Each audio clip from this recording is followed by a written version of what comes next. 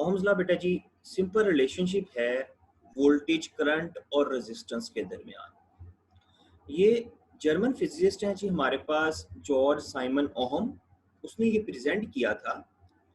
इसमें हम ये देखते हैं कि बैटरी जो आपने लगा रखी है उसका वोल्टेज जो सर्किट में करंट आई फ्लो कर रहा है और रेजिस्टेंस आर वो किस तरह से रिलेट करते हैं।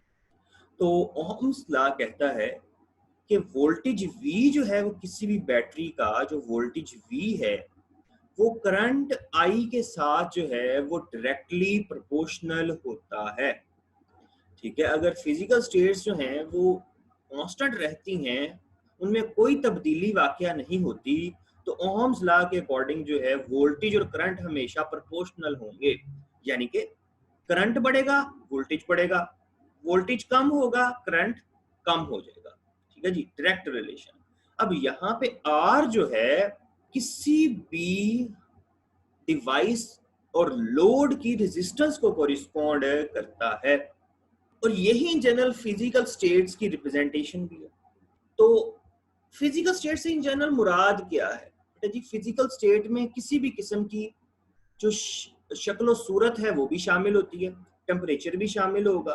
ठीक है जी, कोई फिजिकल जो है ना फिजिक्स से रिलेटेड कोई भी चीज जिसे आप जो है ना वो अगर तब्दील ना हो, सेम रहे, यानी कि जी टेम्परेचर सेम रहे, उसकी physical state physical shape change रहे, डिमेंशन सेम रहे, तो इसका क्या मतलब है कि जी V और I जो है वो डायरेक्टली प्रोपोर्शनल रहेंगे। ठीक है भाई, R कांस्टेंट होगा। अब यहाँ पे जो R है रेजिस्टेंस जो है भाई वो डिपेंड करती है तीन चीजों पे। नेचर पे कि जी वो जो हमारा ऑब्जेक्ट है जिसमें से करंट पास कर रहा है उसकी नेचर क्या है, वो कौन सा कंडक्टर है, मिसाल के तौर पे जो है वो लोहा है, तांबा है या कोई और चीज है। इसके अलावा डिमेंशंस पे, डिमेंशंस का मतलब होता है बेटा जी साइज, साइज में और शेप उसकी, ये सब चीजें डिमेंशंस में आ जाती हैं। जैसे कि उसका एरिया कितना है, उसकी लेंथ कितनी है। इसके अलावा फिजिकल स्टेट पे यानी कि टेम्परेचर क्या है, वॉल्यूम क्या है, या मुख्तलिफ ऐसी जो है ना जो फिजिकल एट्रीब्यूट्स हैं उसके ऊपर जो है वो रेजिस्टेंस जो है वो डिपेंड करती है किसी भी कंडक्टर की। अब रेजिस्टेंस बजाते खुद है क्या चीज? रेजिस्टेंस जो है इन जनरल वो मेजर ऑफ ऑपोजिशन है। ओपोजिशन का क्या मतलब होता है?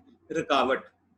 यानी कि अगर करंट का फ्लो हो रहा है तो उस फ्लो में जो रुकावट है उसे हम जो है भाई रेजिस्टेंस कहेंगे।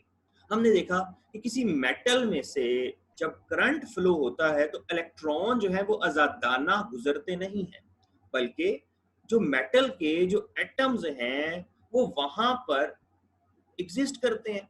और जब इलेक्ट्रॉन्स जो हैं वो प्रोपगेट करते हैं बंच ऑफ एटम्स में से, तो क्या होगा भाई, वो एटम्स के साथ टकराते भी हैं। अब जब टकराते हैं तो टकराने से क्या होता है, वो रुकते हैं, उनका फ्लो जो है वो कम होता चला जाएगा। तो भाई यही जो है वो इन जनरल जो है वो रेजिस्टेंस को कोरिस्पॉन्ड करता है मेटल्स के अंदर।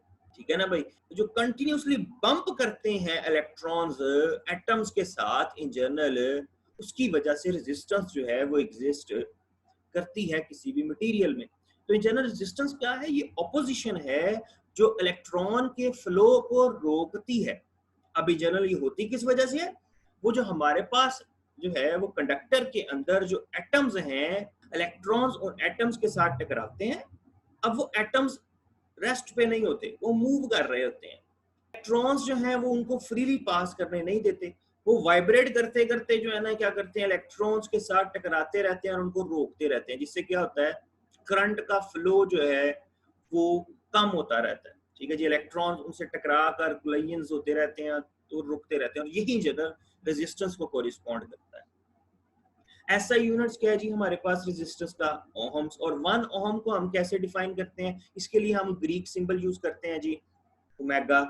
तो 1 ओमेगा जो है ये इन जनरल 1 ओहम को रिप्रेजेंट करेगा। तो 1 ओहम जो है वो हमारे पास इक्विवेलेंट है जी 1 वोल्ट पर एम्पेयर के।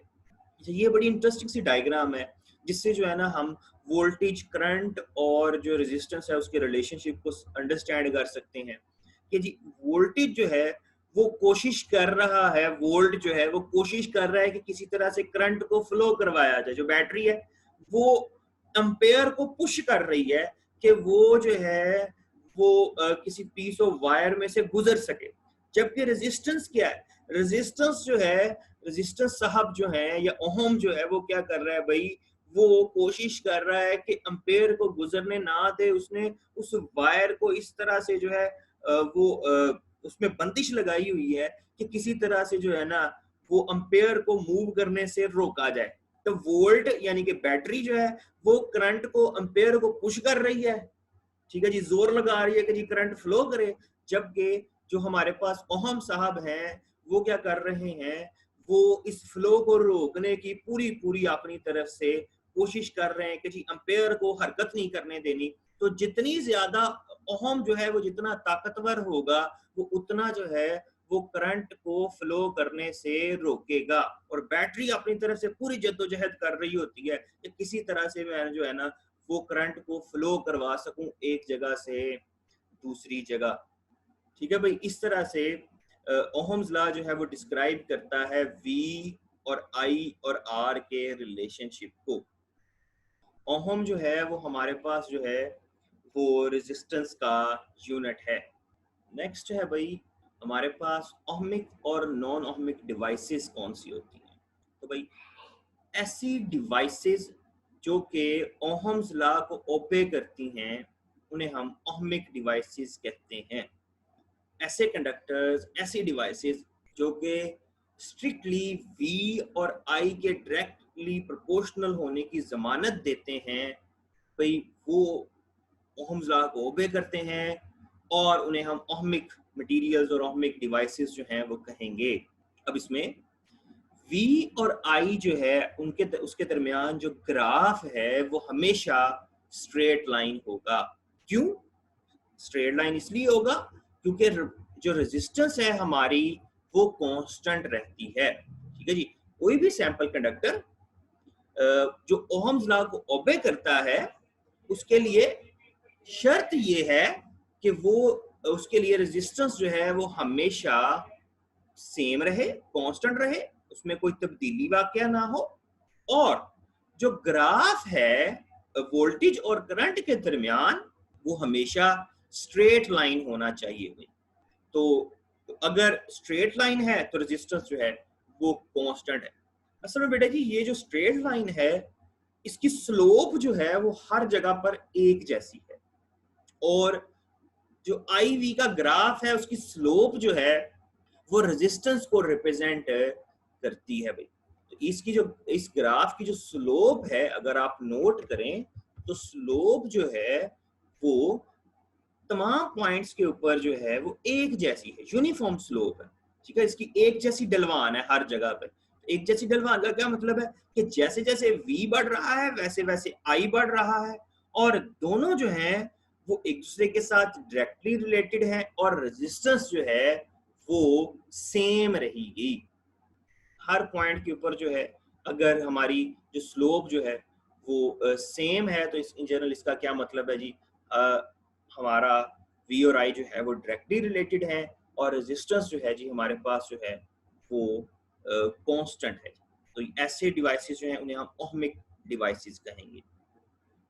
और ऐसी डिवाइसेस जिनके लिए ओहम्स लॉ होल्ड नहीं करता, यानी कि किसी भी वजह से फिजिकल स्टेट के अंदर कोई वेरिएशन आ जाती है, V और I आपस में डायरेक्टली प्रोपोर्शनल नहीं रहते, तो ऐसी डिवाइसेस को हम नॉन ओहमिक डिवाइसेस जो है वो कहेंगे जिनमें ओहम्स लॉ जो है वो होल्ड नहीं करता, उसमें तब्दीली आ जाती है। V और I जो है वो डायरेक्टली प्रोपोर्शनल नहीं है, फिजिकल स्टेट चेंज हो गई है, तो जी V और I जो है वो आपस में आप स्ट्रेट लाइन नहीं बना रहे। अच्छा जी, इसमें हमारे पास फर्स्ट एग्जांपल है जी फिलामेंट लैंप और फिलामेंट बल्ब जो है वो ओहम्स लॉ को ओबे नहीं करता फॉर अ सर्टेन वोल्टेज।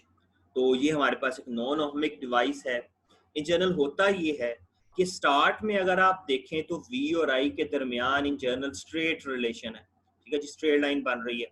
लेकिन जैसे जैसे वोल्टेज जो है वो एक हद से बढ़ता है तो ये स्ट्रेट लाइन जो है ये कर्व की फॉर्म में आना शुरू हो जाती है। तो इन जनरल एक खास हद से जब वोल्टेज बढ़ेगा तो करंट भी बढ़ेगा।